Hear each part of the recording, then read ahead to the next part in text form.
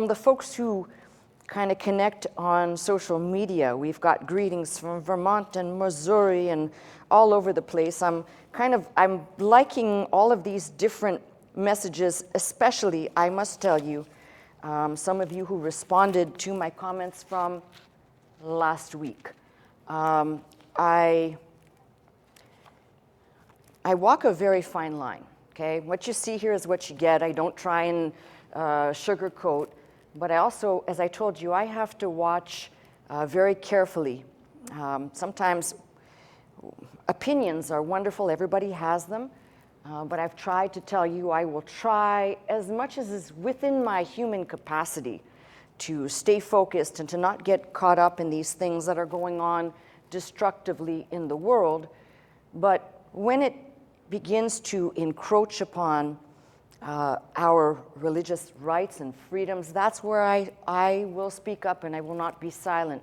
And I really appreciate those folks who responded from last week. As I said, there is an outright war on Christianity. And if you don't think so, then you are not in tune with what's going on out there. And it is a direct assault. You know, you read, many of you will read articles that will be sure to tell you that, for example, all of the latest church pew studies that say that church attendance is down by 50%. It's the lowest it's been since, I think they stated since 1970s might be the data that's being circulated. I'm going to ask you a question. It's just food for thought. Who is doing the surveying? Have you been asked any questions?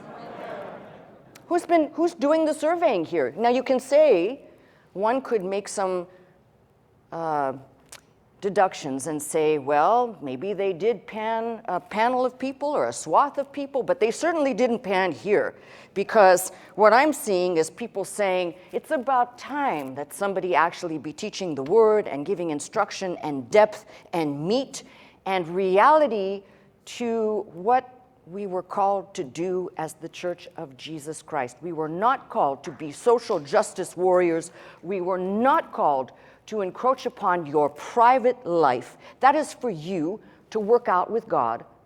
We were not called as pastors, ministers, anything that you want to call a function in ministry, to do anything else but handle the things of God, give instruction pertaining to the things of God, and let you, intelligent, sentient beings, figure it out for yourself, not spoon feed you like you have no brain or no capacity, which, by the way, the bulk of society is perfectly happy to basically, like baby birds, have the regurgitated, masticated, whatever it is, placed in their mouths so that they can be perfectly content to not have to think about anything.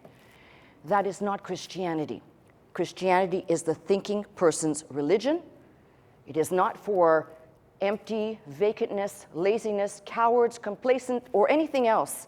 In fact, it takes great courage to be a Christian if you're going to be one. So I have been really just kind of telling you, informing you, trying to share with you that there are things going on that if we do not pay attention to, it's like everything else. People say, oh, it's somebody else's problem. Well, it'll be yours and mine if we don't stand and push back. And that's what I've been telling you. When I said last week, and I want to clarify something because there's always people who will twist what I say.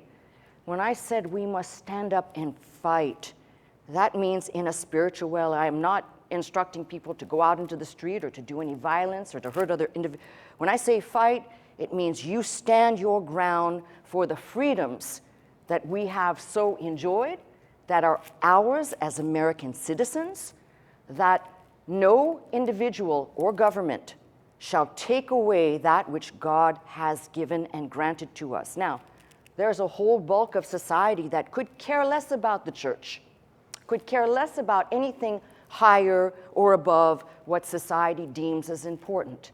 But I'm going to stand here and say what I believe I have stood for the years that I have stood in this position as pastor. And that is, if you don't care enough about the things of God, and if it doesn't interest you, nothing I say is going to influence you. And I'm not actually trying to influence people who are sitting on the fence and can't figure out that what Christianity affords to people who have an open mind and an open heart is infinitely more than some random perks or some quid pro quo, but something infinitely more than just in the here and now. So as long as I have breath in my lungs, I'm going to keep doing what I'm doing. And as long as people will listen, and that means if there's only one person left listening to me, because we know clearly what the Bible talks about in the last days, that people will basically be all about themselves. And I am all about Christ. I stand here in front of you and say, this is what we have to fight and defend.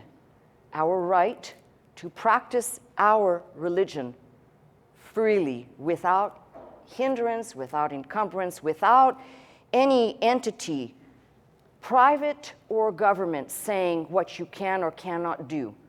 And as I said, as long as I have breath in my lungs, I will stand to fight. And I only have said to you, bodies are required to stand up and do likewise.